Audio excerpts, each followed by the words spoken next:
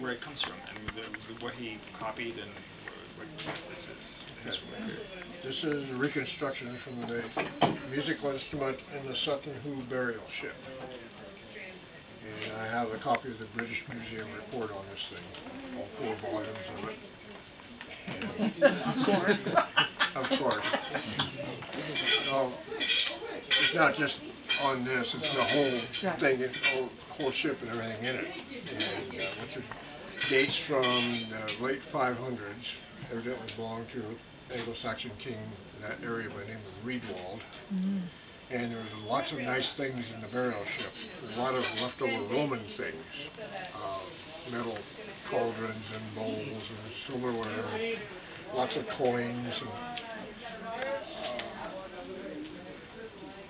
and then some very, very nicely done staved wooden buckets with bronze mountings and cast handles, and lots of carving on metal and wood. And then the remains of this lyre.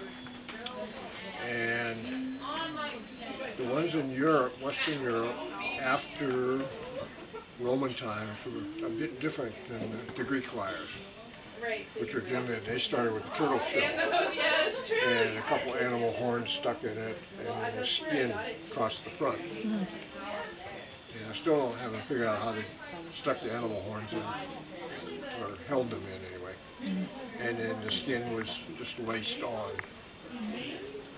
And then there were some of these made in Western Europe that were just a big board, hollowed out, and with the skin laced on, tacked on, glued on, or whatever, which was the soundboard.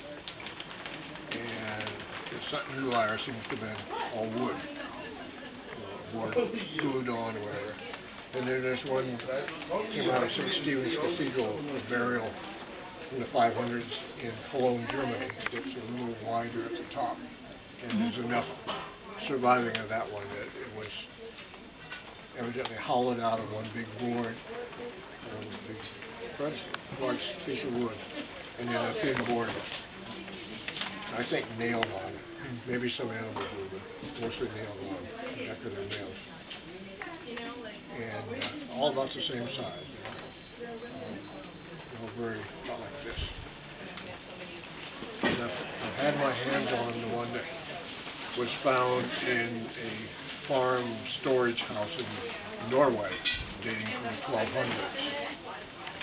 And it's about like this, and a little wider. And it's like a square frying pan with 2 handles. And crossbeam, straight crossbeam, 6 or 7 tuning pins. And violin type tuning page. And on it, there's no sign of nail holes or glue, so it was a skin that was laced on. There is a tailpiece that's carved to hook the tailpiece on, and underneath it's rounded and worn. So there's a button that holds the like that, like a violin in a lot of ways. Yeah, the one in Norway is just a solid piece that's coming out of it. Not much further than that integral part of the body. And that one seems to have been made out of maple or something of the sort, hardwood. Some of the others, I don't know, it would be whatever lends itself, whatever the musical instrument maker could lay hands on, I think. So anyway, no matter how you do it, somebody wants to make a reconstruction one of these, whatever way they go would be authentic. It's done both ways. The next one I would do, this is a lot of work to piece it up. And I would just get a big wide plank and hollow it out and then put a Lewis soundboard on it. It would be a lot quicker, a lot easier to sand up, to clean up.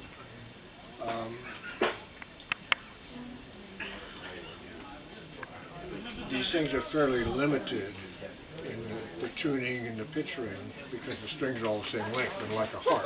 Yeah, you see the main structural difference between a harp and a lyre. Not only is that, you see the angle, the strings of the harp. The harp is the only instrument I've heard it described that the strings are, the plane of the strings is at a right angle to the board. where all of the instruments, the strings go over and have a bridge. Yeah. And also, in the harp, the strings all pull out out of the soundboard. Yeah, that's what just distinguishes, because a lot of people say the harp and the lyre, and you hear, for example, like when they can't translate things in the ancient times, like King David's harp, it was a lyre.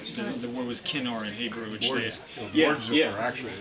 but it wasn't a harp, and they use the word harp a lot of times to translate things. When they say Nero fiddled, he played the lyre, because there was a small diminutive lyre in Rome called a fidicula, and that's why they say, he fiddled with it, the fiddle. So this kind of thing was, kicking around in all those countries, and Roman authors are always mentioning the barbarian tribes to the north. They say they play instruments like lyres. So not only in Germanic countries, but as Jay did research in the Celtic countries, the Irish harp at that time wasn't really an Irish harp. It was a variant of this instrument, And in Western Europe, especially Germanic speakers, called these things a rota, R-O-T-T-A, rather than a lyre.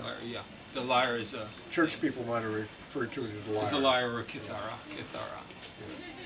Which is another thing entirely. Yeah, but it's of this family rather than the harp family. The kithara was the Roman version, and it had hollowed-out arms and stuff, but it was solidly made of wood for the most part. But the kithara was big. Yeah, huge. And the interior volume of the box was about like a cello.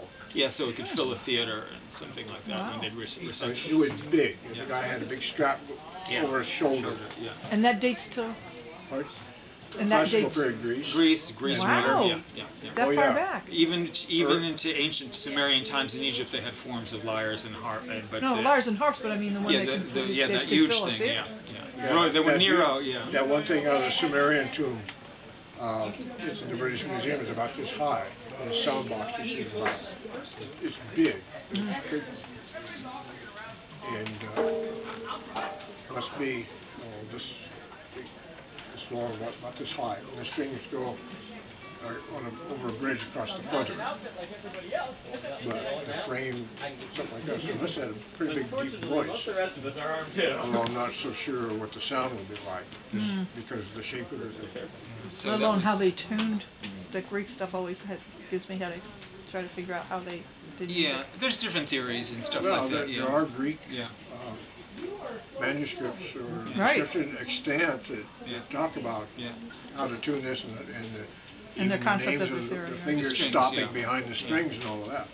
That's down to it, and the music tablets are. But as far as the tuning with the way it's like the diapente and diapason and stuff, those terms were used also to classify the scales in ancient Greece and stuff like that. So this, how much that came into this is debatable, but obviously there is a connection between those two, the ancient Mediterranean lyre and they're variants, sort of variants of the same instrument essentially. Than the ones used in the northern countries. And this persisted to what would you say? How long did this take around? The one in Norway was in the 1200s. 1200s. So this still later, very later, they started experimenting with it and using a bow on these instruments. And they have a form in Estonia with the bow, and then also the Welsh Krut. So they started experimenting. And in this last stage, they added a small fingerboard, like a violin, that you could play it, but this is it. The technique now, whenever you see somebody in the movie going by the shores of Gitchigumia, that's ridiculous. How it was always they see somebody holding one hand and doing that was completely ridiculous. It was obviously this hand is pretty much out like this, and in classical times, this was always used a pick.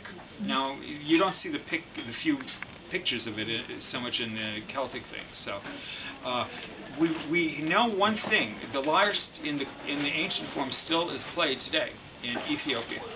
It's called either karar or bagana, and they have anywhere from I think 6 to 10 or 11 strings.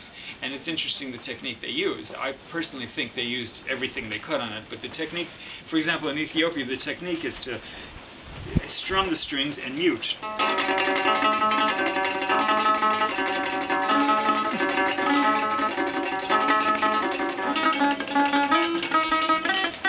And strange enough, you always see the hand fanned out like that. So I really think that technique really completely survived.